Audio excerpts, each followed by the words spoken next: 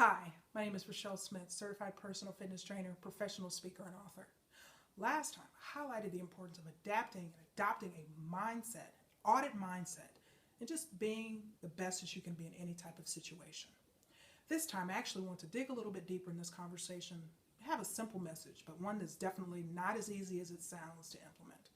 And that is inspiration versus imitation. All right, such an important aspect, not only of fitness, but in life in general. And folks, I love inspiration. My whole life is built around inspiring people. But I will tell you, it is wonderful, it's a wonderful thing to be inspired by other people. But it's an absolute recipe for disaster in fitness and in life to run around imitating people. And folks, I challenge you today, be inspired, but don't imitate other people.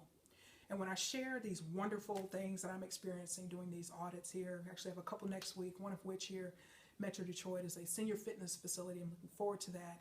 And so I share these things, these wonderful things I'm seeing and experiencing, of course, not only in fitness, but in life and my other non-Fitness Friday episodes, so you can be inspired. But don't try to imitate.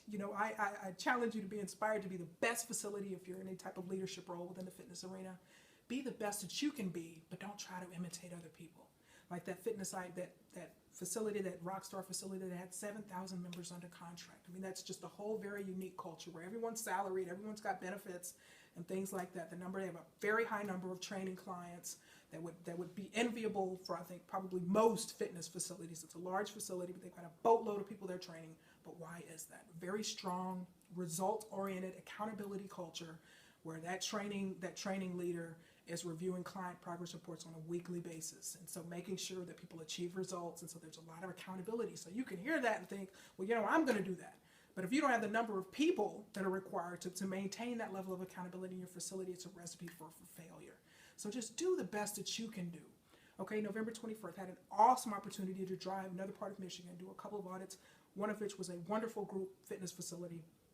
Had an opportunity, yes, the instructor, the group fitness instructor was also the owner, invited me to participate in the group fitness class. No, I've got to remain objective, and the only thing that's going to not be a good situation here, and it's going to be reflected in an evaluation if I've got to participate in a group fitness class. So I respectfully declined, but definitely observed, from outside the window, did a fantastic job, very, very member-centric group fitness instructor in terms of tailoring to their needs and what matters to them. And I was actually able to kind of overhear some of the conversations that happened afterwards, and was able to kind of see and put some of that together, just very focused on their needs and not about kind of what should be happening or what this particular instructor wanted to happen. But again, there's that level of flexibility and making things happen because she and her owner, she and her husband own the facility. Okay, one thing that happened after my tour, we're having this conversation, and she said, I like to think that this is the best facility in town. But the truth of the matter is, there's other places here.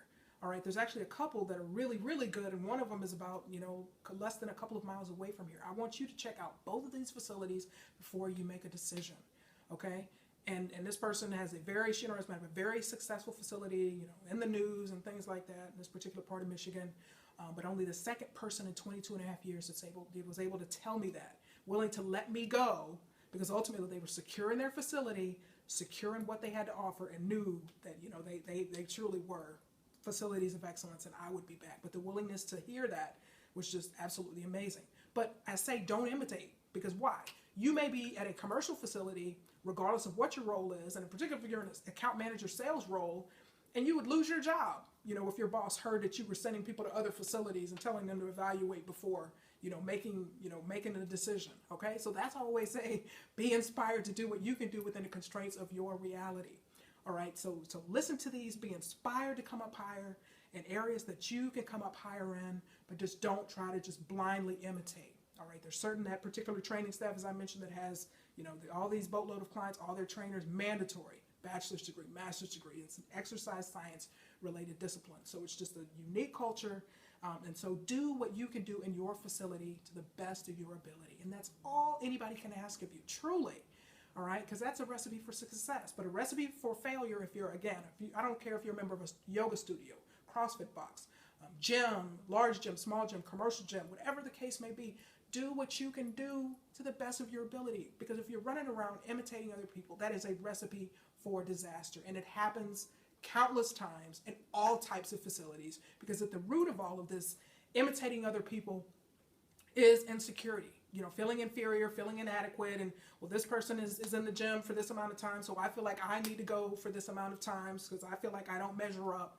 Folks, this is huge. Not only, like I said, in fitness facilities, but in life. People are running around doing a whole bunch of stuff they shouldn't be doing because they're seeing other people do it. And that's why I say it's wonderful to see other people and get inspired, to come up higher, to achieve things perhaps you wouldn't have been able to achieve. But if something's not working for you, and there's in the fitness arena, there's various reasons. People will tell me, oh, you're such an inspiration to me. And I challenge people, particularly as of late, and I challenge them to say, there's reasons why I'm able to do it. Okay, again, I've been in gyms since I was 5 years old. My dad, he had his undergraduate degree in physical education. So guess what? I grew up with a respect and a healthy appreciation for fitness. Okay, when he was a college student at Mississippi State University, his work study was at the university gym.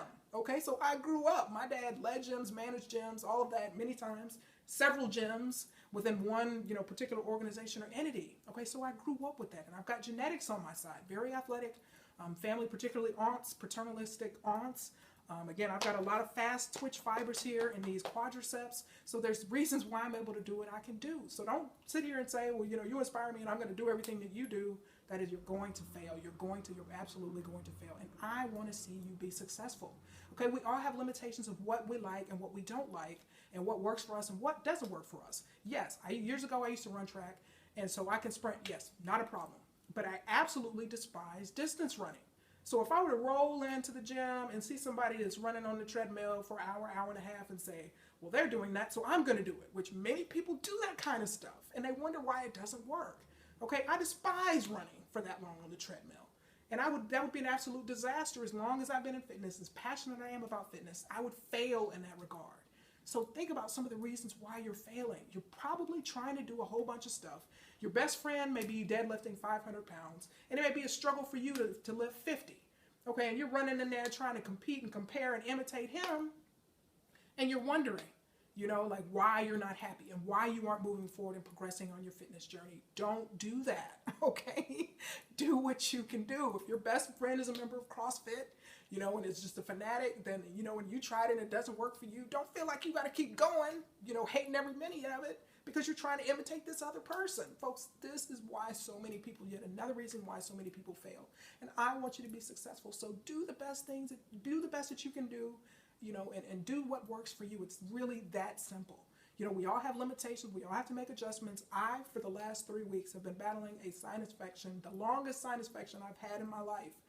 3 weeks today, I've been dealing with this, and then the last week it's actually morphed into bronchitis. So dealing with all of that, and that's forced me to change my own gym schedule. So instead of, rolling in there at 5:45, 6 o'clock, I've been going later, 8:30. Why? Because if I were to try to go, be all insecure and say, I've got to go 6 o'clock or 5:45 like I usually do, because I've got to be there, whatever. Okay, guess what? When I wake up, and actually when I go to bed and when I wake up, I'm all congested here in my chest. I'm all congested in my sinuses, and that's going to impede my breath control, my breathing. And that is so important because I'm always doing cardio, and I love cardio.